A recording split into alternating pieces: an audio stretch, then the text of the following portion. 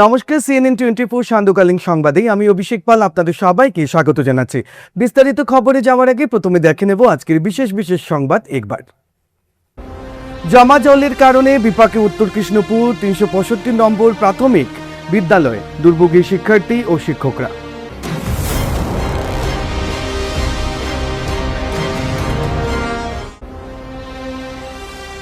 উদারবন্দের লাঠিগ্রামে পুরনো হাফলং রোডে বিশাল গর্ত, বাড়ছে দুর্ঘটনার আশঙ্কা।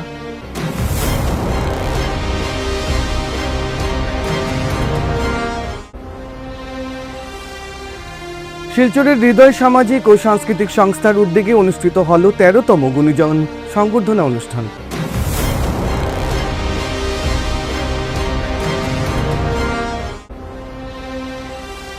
শিলকুড়ি চা বাগানের জমি দখলকারীদের বিরুদ্ধে উচ্ছেদের হুঁশিয়ারি কৃপানাথ মালা ও রাজদীপ গোয়ালার।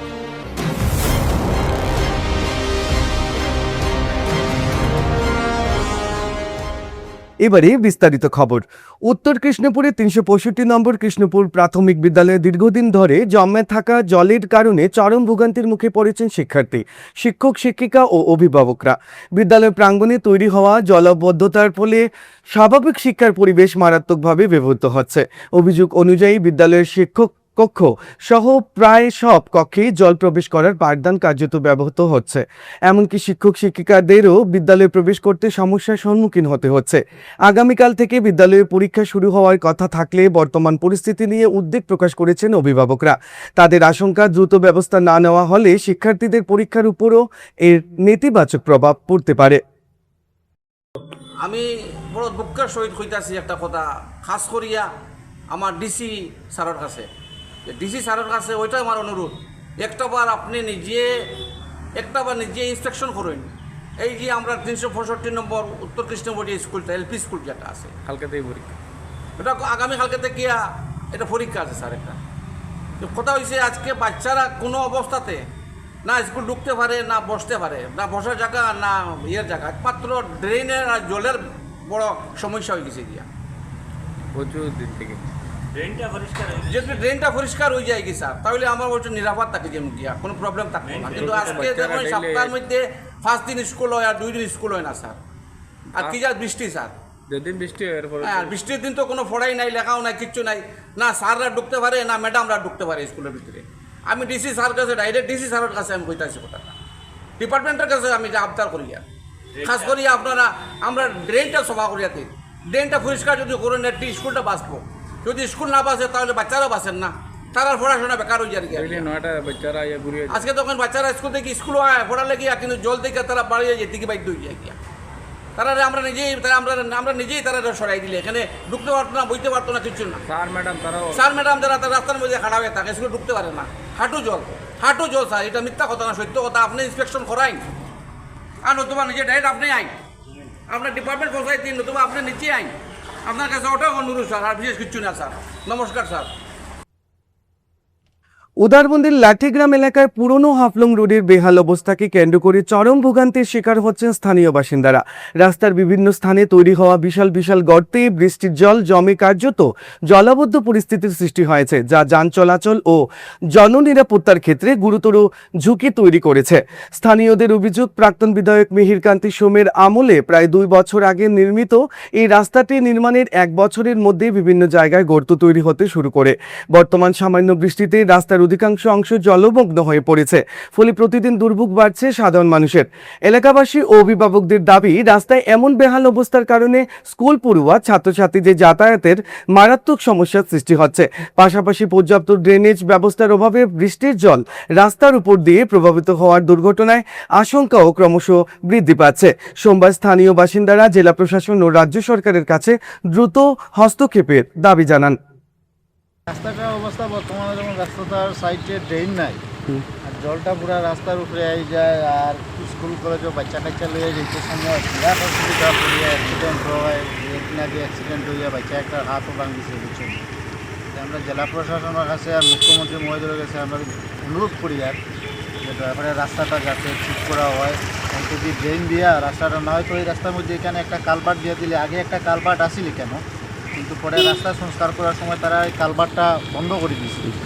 এর লাগিয়া এই সাইডের জলগুলা রাস্তার উপরে দিয়ে যায়, এখানে যদি একটা কালভার্ট দেওয়া হয়ে যায় এই জলগুলা এই রাস্তার উপরে দিয়ে যেত না, রাস্তা নষ্ট হইতো না, মানুষের এই বিপদটাকে নিয়ে কান্দি রাস্তাটা বানানো হয়েছিল আজকে 2 বছরও পুরো হয়েছে না, রাস্তার এই অবস্থা হয়েছে। এখানে যদি একটা ড্রেন দেওয়া হয়ে যায় তাহলে রাস্তার উপরে যে জল যেত না, রাস্তাটা যেত না, আর আমরা এই বিপদটা। শিলচরের ঐতিহ্যবাহী সামাজিক সংগঠন হৃদয় সামাজিক ও সাংস্কৃতিক সংস্থার উদ্যোগে অনুষ্ঠিত হল 13তম গুণীজন সংবর্ধনা অনুষ্ঠান। শিক্ষা, সমাজসেবা ও সাংস্কৃতিক কর্মকাণ্ডকে উৎসাহিত করার লক্ষ্যে আয়োজিত এই অনুষ্ঠানে সম্মাননা প্রদান, শিক্ষা সামগ্রী বিতরণ এবং সাংস্কৃতিক পরিবেশনার মধ্যে দিয়ে মুখর হয়ে উঠে অনুষ্ঠান স্থল। রবিবার সন্ধ্যায় শিলচর গোলদিঘি মল সংলগ্ন বাতায়নে হৃদয় সামাজিক ও সাংস্কৃতিক সংস্থার উদ্যোগে অনুষ্ঠিত হয় 13তম গুণীজন সংবর্ধনা অনুষ্ঠান। সংস্থার সভাপতি গুণজ্যোতি দত্তের সভাপতিত্বে আয়োজিত অনুষ্ঠানে সম্মানিত অতিথি হিসাবে উপস্থিত ছিলেন ডাক্তার কুমারকান্তি দাস ও ডাক্তার অজিত ভট্টাচার্য। অনুষ্ঠানের শুরুতে অতিথিদের উত্তরীয় পরিয়ে বরণ করা হয় এবং আমন্ত্রিত অতিথির হাতে মঙ্গল প্রদীপ প্রজ্বলনের মধ্যে দিয়ে সূচনা হয় অনুষ্ঠানের। এরপর কলাক্ষেত্রম শিলচর শিল্পীদের পরিবেশিত ভারতনাট্যম নৃত্য উদ্বোধনী পর্বে বিশেষ মাত্রা যোগ দেয়। স্বাগত বক্তব্যে সভাপতি গুণজ্যোতি দত্ত সংগঠনের এই উদ্যোগ সফল করে সকলের সহযোগিতা ও উপস্থিতির জন্য কৃতজ্ঞতা প্রকাশ করেন। ओम शांति शांति शांति। ओम पूर्णमदः पूर्णमिदं पूर्णात् पूर्णमुदच्यते।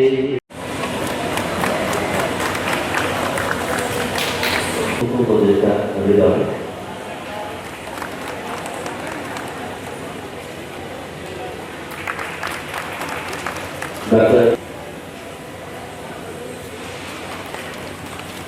डॉक्टर पुत्र गोपी महाराज डॉक्टर पुत्र शिक्षक डॉक्टर पुत्र এর মধ্যে আমরা জানাচ্ছি আমাদের বিরোধী সামাজিক কর্মকর্তারা তাদের চলচ্চিত্র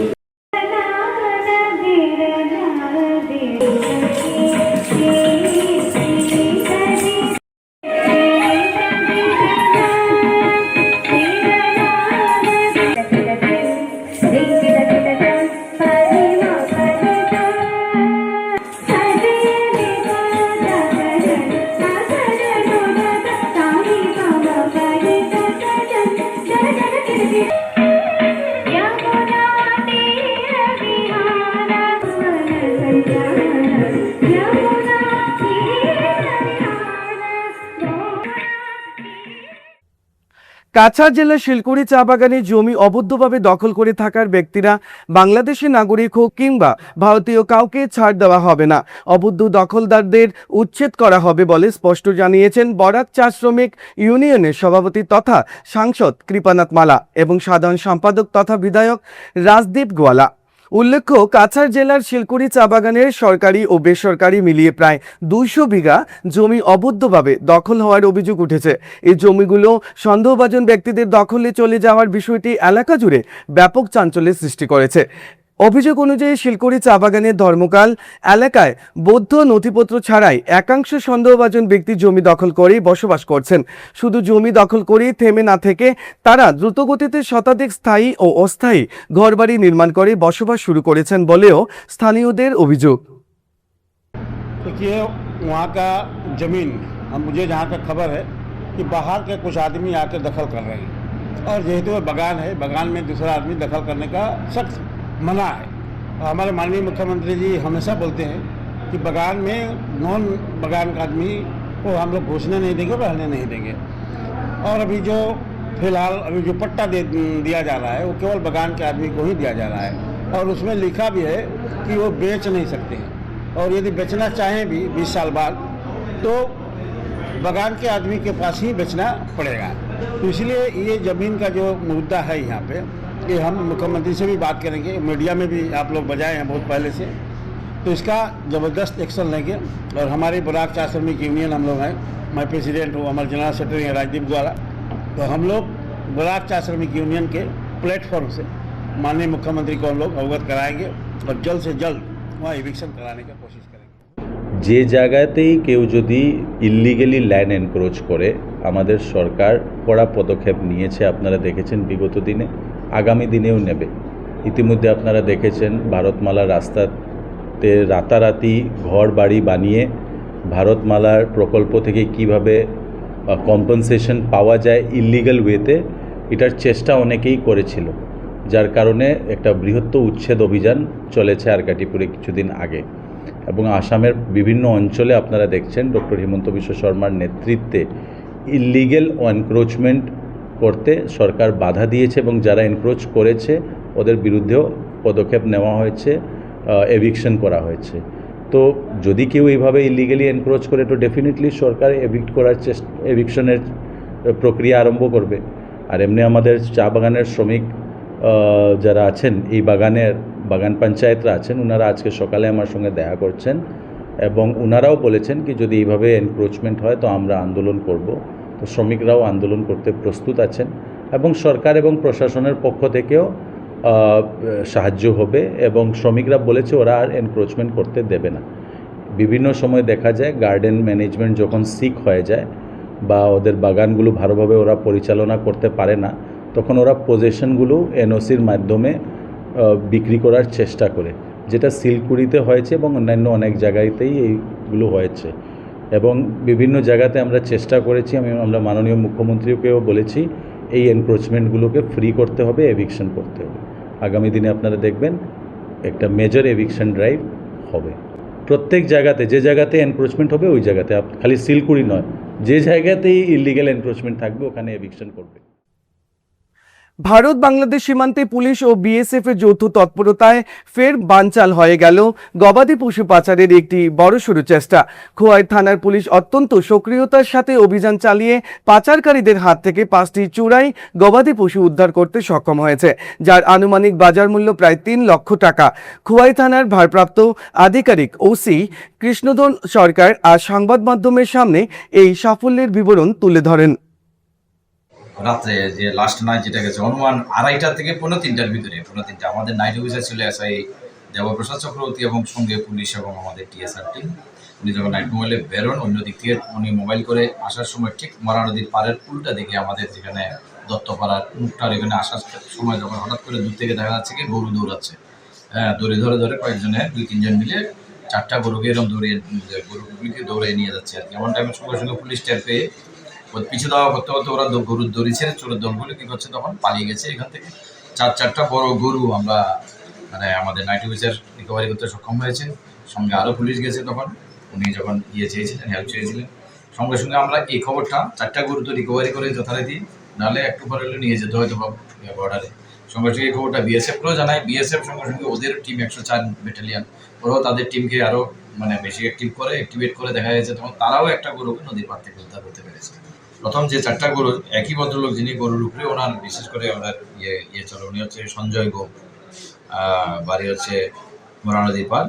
ওনার 4টা গরু রিকভারি হয়েছে। চন্দন ঘোষের একটা গরু, ওই গরুটাও রিকভারি হয়ে গেছে আর কি।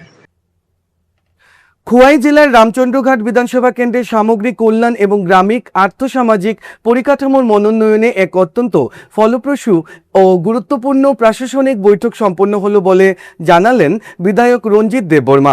রামচন্দ্রঘাট বিধানসভা কেন্দ্রের মানুষের জীবনযাত্রার মনোন্নয়ন এবং বিভিন্ন জনমুখী প্রকল্প বাস্তবায়নের লক্ষ্যে মূলত বিশেষ আলোচনা হয়।